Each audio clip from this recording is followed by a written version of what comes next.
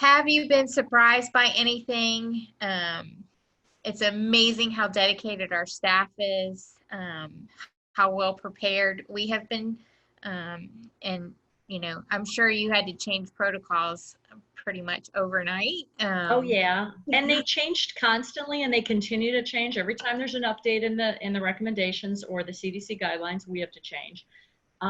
There's been a number of things that have very much surprised me and pleasantly surprised me. The way that a number of our leaders um, jumped in with both feet to help us. So when all this started, the real problem was PPE, personal protective equipment, things like masks and gloves and gowns. And while we had a decent supply, we certainly didn't have a supply that was warranted for what this entailed. And to see like our CNO, Mary McElroy, and others jump to it and find resources for us when there were none to be found, none to be found.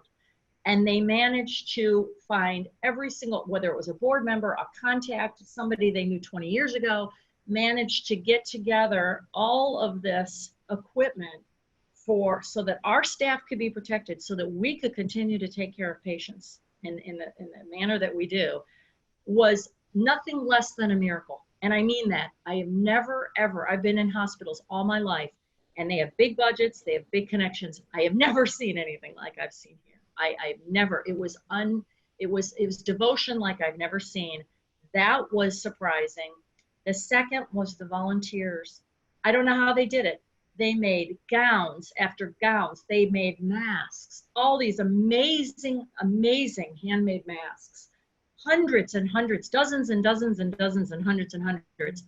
And tirelessly. And every day there was masks. Every day there were gowns. Every day there were face shields that our volunteers handmade these things with their 3D computers. I don't even understand that technology, and our volunteers are doing it. And you could see just by the care that they took in this, you would hold up these items and think, wow, they are killing. We don't even know these people. I mean, I don't even know these people. I don't know their faces. I don't know their names. And yet they care enough for us, and their generous spirits and their love, their care, their compassion to create all this to make our lives easier. And it was just, it floors you. I don't even know there aren't even words to describe that. When we had a need for anything, we had one of our managers, Teresa Sokol, was hand making gel for us, hand gel. And one morning she says, Jen, I need big containers. We go to Dan Batty, said, Dan, we need big, huge gallon containers. We need we need dozens of these. Okay. I mean, right now, within 2 hours, we had, I think, 100. I mean, it was stuff like that you would just be amazed. And this was all the volunteers. And that was a shock, just surprising, heartwarming. Every time I put on a mask, I think of the love. My mother was a seamstress, and I see the care. I mean, look at some of these masks. They're cute, they're comfortable. We even have ones for our pediatric staff, and they're superheroes. And like, I have a farm with cows, and look at his cows on it. I mean, it's the love is amazing. But you put those two forces together, plus this core leadership team, plus the unsung heroes out in the inpatient units that you won't even know their names, but they showed up for work every day. They haven't missed a day since February.